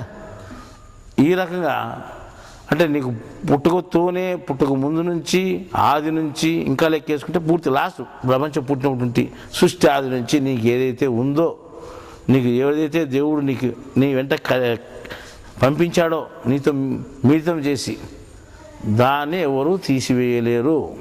అర్థమైందా? ఆ మిళితం చేసి పంపించినది ఏదై ఉండాలా? ప్రపంచ విషయమే ఉండాలా లేదా దేవుని విషయమే ఉండాలా? దేవుని విషయమే ఉంటే మంచిది. ఇప్పుడు మాకు ఆది నుంచి అంటే ఈ జనంలోనే కాదు ఇట్లా కొట్లాడేది, ఇంతకుముందు జనంలో కూడా ఇట్లా కొట్లాడుతుంటే ఏమిటి గురించి? జ్ఞానం గురించి. అంతకుముందు జన్మగాలు ఉంటే అప్పుడు కూడా కొట్లాడుతుంటే, ఇంతకుముందు ఎప్పుడన్నా ఉన్నాయి కానీ మొదటి నుంచి ఇదే ఏడుపే మాది. ఏం ఏడుపు? అజ్ఞానాన్ని దూషించేది, జ్ఞానాన్ని ప్రశంసించేది, ఇదే మాది. కాబట్టి ఇప్పుడు కాదు, మేము ఇప్పుడైతే నువ్వు ఏమైనా చేయొచ్చు, వాతలు పెట్టి మానిపిస్తావో, చేసి మానిపిస్తావో, ఏం చేసి మానిపించేది, కానీ ఇప్పుడైతే మానుకుంటాం. ఇప్పుడు ఇది కాదు కాబట్టి ఎవరు దీన్ని మానిపించలేరు. ఆ రకంగా జ్ఞానాన్ని ప్రచారం చేసేది, ఇతరులు చెప్పేటువంటిది కొంతమందిలో నైజంగా ఉంటుంది. వాళ్ళు ఏ శిక్షలకు భయపడరు, అని తెలుసుకోవాలి తెలివైన వాళ్ళు. మేము చేసి భయపెట్టి లేకుండా చేస్తామంటే నీ తలకాయ లేదు, నువ్వు లేకుండా చేసుకొస్తాం పోతుందేమో, ఇంకోటి తలకాయ లేదు అట్లా ఇచ్చిపెట్టు. కాబట్టి ఎవరి తలకాయ లేదు కూడా వాడు తీసేసుకోలేడు, ఇంకోటి తలకాయ లేదు అసలు తీసేయలేడు. ఆ రకంగా ఉండేది నైజము ఉంటుంది దాన్ని. అటువంటి నైజము ఏదైతే ఉందో, నైజం అంటే అర్థమైందా? పుట్టిండేది కాదు అని, పుట్టలేదు అని అర్థం. పుట్టలేదు, అది పుట్టిండేదైతే అవుతుంది. అటువంటి నైజము మాకు ఉంది. ఏమని ఉంది? ఎటువంటి నైజము? అజ్ఞానాన్ని ఖండించేది, జ్ఞానాన్ని ప్రశంసించేది. జ్ఞానం ఎక్కడైనా ఉన్ని ఏ మతంలోనైనా స్వీకరించేది మా నైజము. అజ్ఞానం ఏ మతంలోనే దాన్ని ఖండించేది మా నైజము. అంటే ఏరే మతం అనేది మనకు సంబంధం లేదు అంటే ఏరే మతం దేవుని అక్కడున్న దేవుని గురించి చెప్పినది, ఇక్కడున్న దేవుని గురించి చెప్పారు. దేవుడు అందరికి సంబంధించిన మనిషివి కదా, కాబట్టి నువ్వు దేవునికి సంబంధించిన వానివే. కాబట్టి దేవునికి సంబంధించిన విషయం ఎక్కడైనా ఉండి అది నీకు సంబంధించిందే, నువ్వు సంబంధించింది కాదు. ఏ మతంలో ఉన్నా కానీ, మతం అని పేరు పెట్టుకొని ఎవరు ఏం చెప్పినా కానీ దేవునికి సంబంధించిన విషయం అయితే అది జ్ఞానపథమే అవుతుంది. మాయకు సంబంధించిన విషయం అయితే అది జ్ఞానపథం ఏమాత్రం కాదు, మాయపథమే అవుతుంది. నువ్వు మాయ మార్గంలో పోతావా, దేవుని మార్గంలో పోతావా? ప్రతి ఒక్కడు దేవుని మార్గంలోనే పోవాలా అనుకుంటూ మాయ మార్గంలో పోతుంటారు. కానీ ఆ మాయ మార్గాన్ని ఏమనుకుంటుంటారు? దేవుని మార్గం అనుకుంటుంటారు, ఇదే జ్ఞాన మార్గం అనుకుంటుంటారు. మొత్తం ఏమనుకుంటుంటారు? మాయ మార్గంలో పోతూ ఈ దేవుని మార్గము అని అనుకుంటూ అంటారు. అనుకునేటట్టుగా ఈ మాయ ఏం చేసి ఉంటుంది? ఆ విధంగా భ్రమింపజేసి ఉంటుంది అన్నమాట ప్రతి మనిషిని. ఒక ఆయన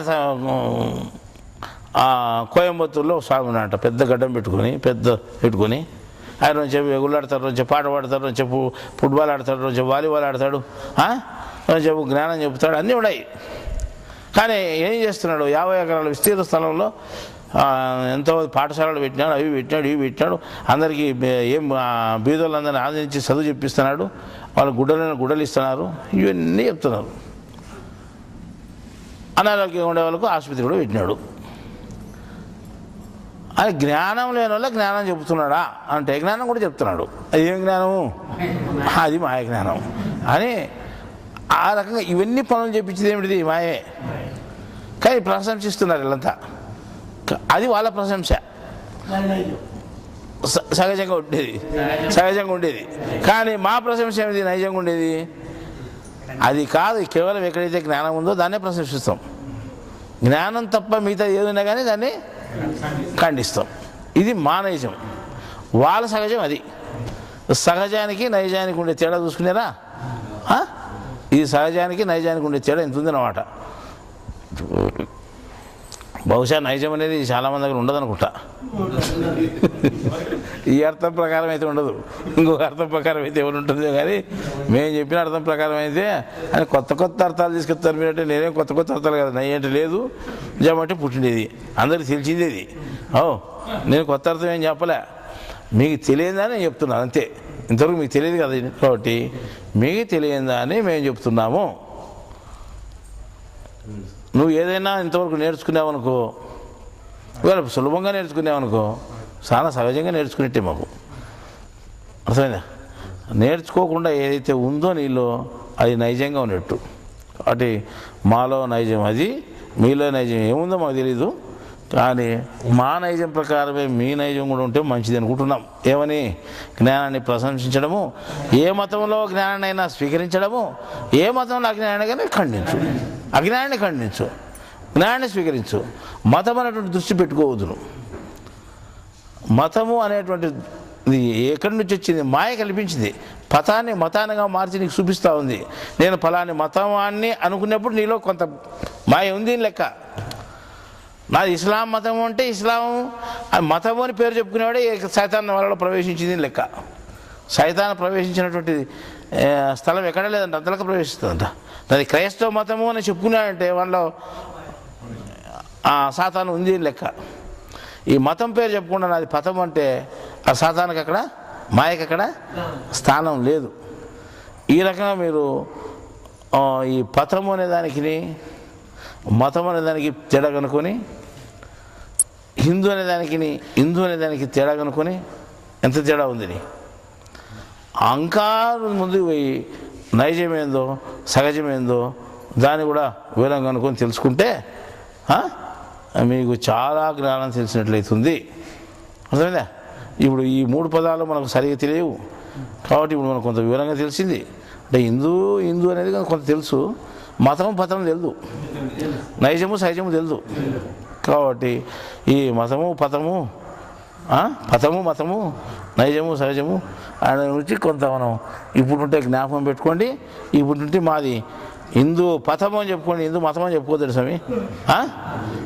ముస్లింలు ఉన్నాయి కూడా మాది హిందూ పథం అని చెప్పండి. హిందూ పథం అంటే జ్ఞాన మార్గం అని, దేవుని మార్గం అని ఆ రకంగా చెప్పుకోవడము మనకు మంచిది. అర్థమైందా? ఈ రకంగా మీరు అంటే ఇప్పుడు తెలుసుకునే జ్ఞానాన్ని మీ మనసులో పెట్టుకొని దీన్ని మర్చిపోకుండా ఇప్పుడు చచ్చిపోయినా మేము వెంట వచ్చేసరికి పెట్టుకొని దాని మీద ధ్యాస పెట్టుకొని మళ్ళా జన్మకు కూడా వచ్చింది అనుకో, మీకు తెలియని వాళ్ళందరికీ మీరు చెప్పొచ్చు కదా. అదేనమాట.